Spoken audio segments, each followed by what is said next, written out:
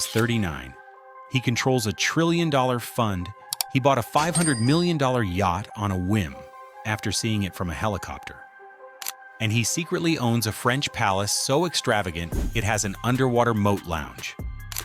This is Crown Prince Mohammed bin Salman, also known as MBS, the millennial ruler of Saudi Arabia who lives like a real-life trillionaire. He's the man behind a $925 billion sovereign wealth fund, a $450 million Leonardo da Vinci painting hidden in a vault, and a $50 million Maldives party with 150 models flown in. But that's not even the wildest part. Because behind the yachts, palaces, and sports washing, this prince is quietly rewriting global power and could soon become the richest and most influential ruler alive. Stay to the end, because what MBS is planning next involves AI-driven cities, flying taxis, and power plays that could change the world. From royal son to power player. Born in 1985, Mohammed bin Salman, better known as MBS, was not just born royal. He was raised inside power itself.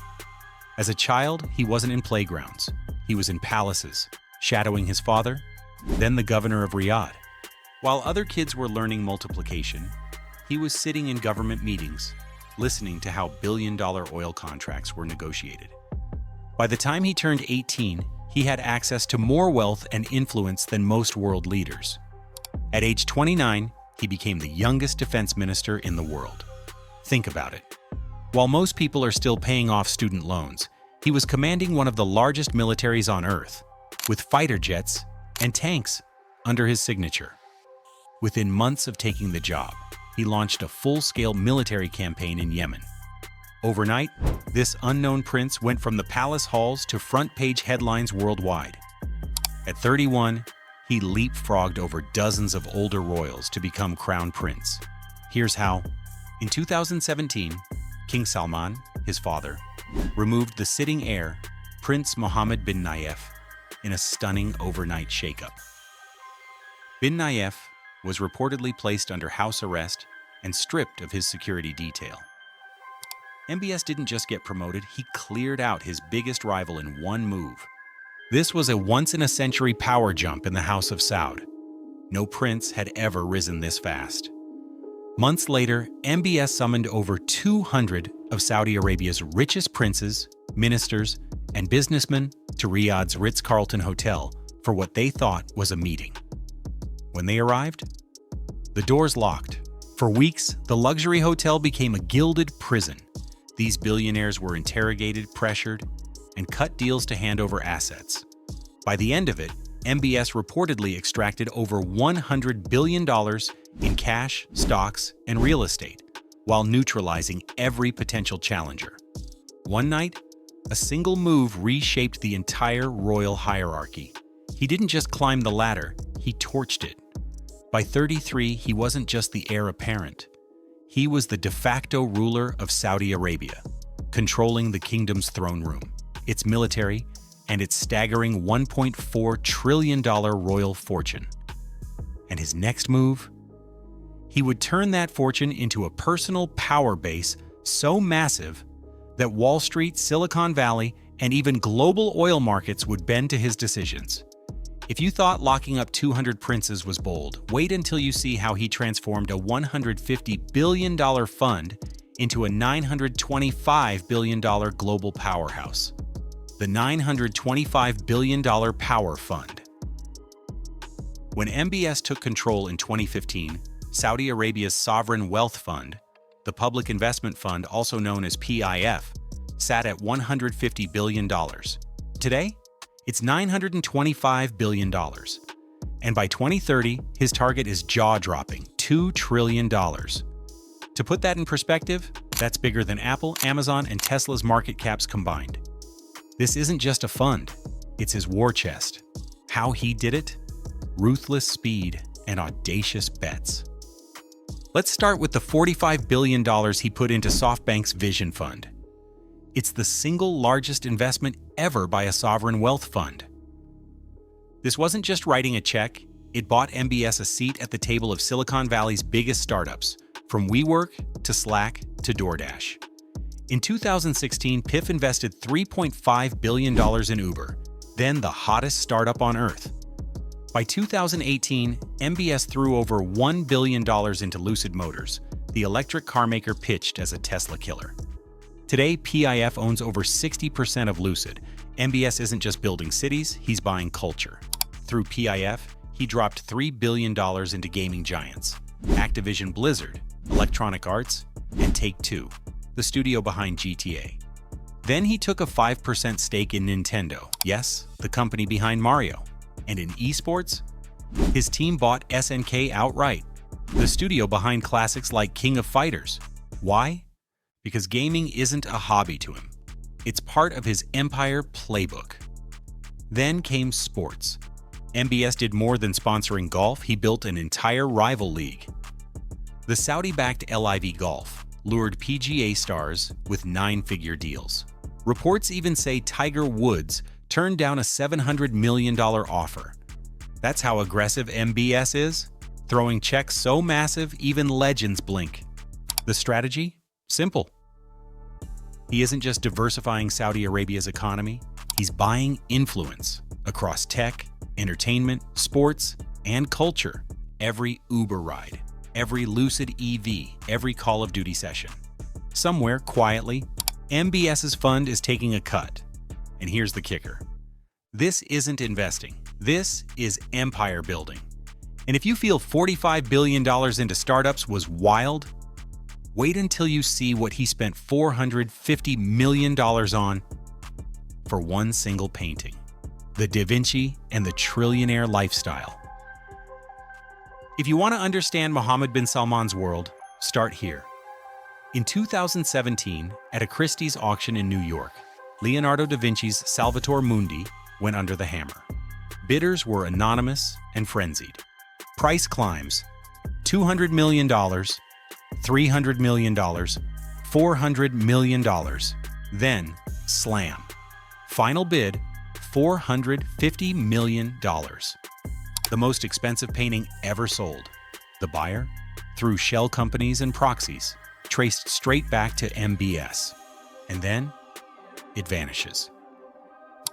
Rumors swirl. Is it locked in a Swiss vault, hanging aboard his $500 million yacht? For years, no one sees it. Now reports say it'll anchor the new Saudi Louvre in Riyadh, his plan to turn the desert capital into a global art hub. But the Da Vinci is just the start. His trillionaire lifestyle doesn't stop at paintings. Let's take a look at his $300 million palace. Chateau Louis XIV near Paris, a Versailles replica with modern tech. Hidden inside, gold leaf fountains controlled by an iPhone, a moat with an underwater glass lounge where guests sip champagne while watching koi swim overhead. Private cinema, squash courts, nightclub. It's been called the most expensive home in the world. What about his $500 million super yacht, Serene? One glance from his helicopter in 2014, and he had to have it. Bought from a Russian billionaire in weeks. On board, 2 helipads, a submarine garage, a climate-controlled snow room, where it literally snows indoors. In the middle of the Red Sea, an underwater observation lounge. This isn't a normal yacht. It's a floating kingdom. You think you've seen it all? Not even close. When he flies, it's not on a Gulf Stream. It's a Boeing 747-400, customized like Air Force One, but with gold bathrooms, staterooms with king-sized beds, conference halls mid-air, entire crew trained for royal protocol. Guests say stepping on board feels less like a plane, more like entering a palace in the clouds. This isn't billionaire living. This is a trillionaire theater. If this shocks you, hit the like button right now and subscribe, because it's about to get insane. Because after Da Vinci's palaces and snow rooms on yachts, MBS threw a $50 million party in the Maldives with 150 models flown in, Pitbull on stage, Psy doing Gangnam Style, and artificial snow falling on the beach. Stay locked in, because this is where his story explodes. The Maldives party and unseen indulgences. Imagine we're in 2015. Mohammed bin Salman, just 29 years old, newly minted as Saudi Arabia's rising star, decides to celebrate. Not with dinner, not with a gala, but with a $50 million blowout that would make The Great Gatsby look like a house party. The setting. He books out Vela Private Island in the Maldives, an ultra-exclusive resort where rooms go for $20,000 a night. But MBS doesn't just book a few villas, he rents the entire island. Staff, chefs, and every square foot now serve one purpose: his private paradise, the guest list and DJs. He flies in 150 models from Europe, Brazil, and Russia, chartered jets, luxury yachts, the works. Each guest is handed a non-disclosure agreement on arrival. Here's the kicker. Before stepping off the dock, models are medically screened for STDs. Phones are confiscated. No leaks, no risks, no outside world. And for entertainment, Pitbull performs Fireball live on the beach. Psy belts out Gangnam Style, while fireworks explode overhead. World-famous DJ Afrojack spins under a canopy of stars. And at one point, witnesses say MBS himself jumps behind the decks and starts DJing his own party. As if the tropical backdrop wasn't enough, staff unleash an artificial snowstorm. Yes, snow, falling. On a beach in the Maldives, guests danced barefoot in white powder while billion-dollar fireworks lit up the ocean horizon. But then, 48 hours in, leak. Local media catches wind of a Saudi prince's secret island party. Within hours, security scrambles. The prince's team evacuates the entire island. Models flown home, DJs gone. The $50 million paradise cleared out overnight like it never happened. It's the kind of thing you only see in spy movies. Except here it was real. Here's the thing. Most billionaires would spend years living that story. For MBS, it was just a weekend. And that's the paradox. The same man who can conjure snow on a beach and own the world's priciest Da Vinci painting also commands levers of power that affect every gas pump, stock market, and even your favorite sports team. Power beyond wealth. Here's what separates Mohammed bin Salman from ordinary billionaires. He doesn't just spend wealth, he bends global power. When MBS wants to network, he doesn't go to them. They come to him. In 2018, during his US tour, he met Jeff Bezos over dinner, discussed future tech with Bill Gates, and even sat down with Oprah Winfrey for a private chat. At one point, Hollywood heavyweights, The Rock, Morgan Freeman, and Harvey Weinstein before his scandal, all attended Saudi events under his watch. And why not? When you run a sovereign wealth fund nearing $1 trillion, you are no ordinary prince. You're a kingmaker. Here's the power play nobody talks about. One word from MBS can shift the global economy overnight. As Saudi Arabia's de facto ruler, he chairs OPEC meetings where oil cuts he approves ripple across every gas pump in the world. In 2022, a single production cut triggered a price spike that had headlines screaming MBS versus Washington. When he speaks, markets listen. When he acts, presidents call. Then there's his grip on culture through sports. In 2021, MBS's fund bought the Premier League team outright. Overnight, Newcastle went from mid-table obscurity to Champions League contention, fans chanting his name in stadiums thousands of miles away. Well, he didn't stop at that. Through the PIF, he launched a rival to the PGA, offering jaw-dropping contracts. Tiger Woods turned down a reported $700 million offer. Others didn't. Big names jumped ship, and suddenly MBS was rewriting golf history. Sports aren't just a hobby. They're branding, diplomacy, and influence rolled into one. But here's the thing. Yachts, gold palaces, and global sports takeovers, they're just the surface. Because MBS isn't stopping at wealth or even influence. His next move? He's literally building new cities from scratch. $500 billion mega projects designed to rewrite how the world lives. Up next, the sci-fi future of NEOM, The Line, and MBS's plan to redraw Earth's map. NEOM and Future Vision. flying taxis, AI-run cities, a metropolis with no cars, no roads, no pollution. This isn't concept art. This is NEOM, Mohammed bin Salman's $500 billion gamble to redefine human civilization. At its core is The Line, a staggering 170-kilometer stretch of mirrored skyscrapers slicing across the desert like something pulled straight out of a sci-fi blockbuster.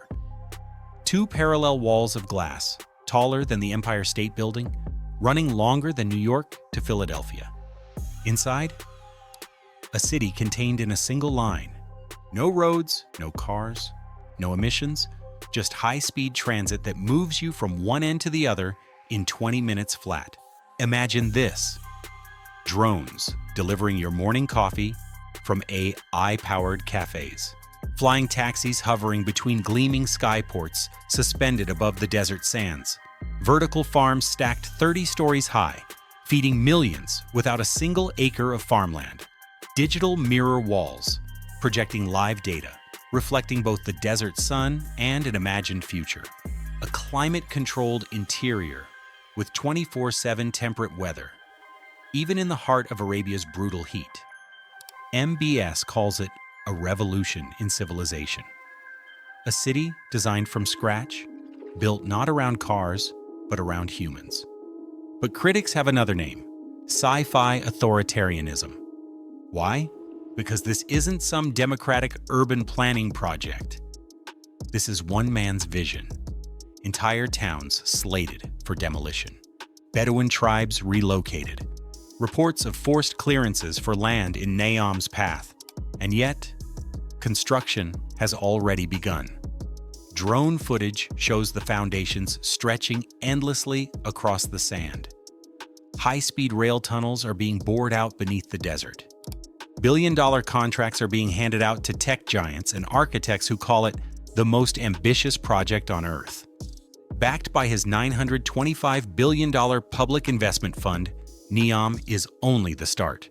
Plans include Oxagon, the world's largest floating industrial complex on the Red Sea; Trojena, a ski resort in the desert, slated to host the 2029 Asian Winter Games, with artificial snow and alpine-style chalets; AI governance systems, an urban brain running every aspect of the city, from utilities to security. This isn't urban development. This is world building. And remember, this isn't a startup founder pitching VCs. This is a man who has access to $1.4 trillion and operates with zero checks, zero balances, and near total control. When Mohammed bin Salman imagines a city, it doesn't stay on paper. It gets built, no matter who stands in the way. Wealth was just the beginning. 500 million yachts bought in a single weekend. A $450 million Da Vinci, hidden from the world for years. A $1 trillion fund, reshaping industries, sports, and even entire nations. And now, he's building AI-run cities in the desert, signing tech deals that feel like science fiction, and wielding oil power that can bend global markets overnight. This isn't just wealth. It's power on a scale the world has never seen. And his next project? It's bigger than yachts, bigger than art. It's about rewriting how humans live and who controls that future. Inside MBS's $500 billion NEOM, the city of the future or a dystopian nightmare? Alarma.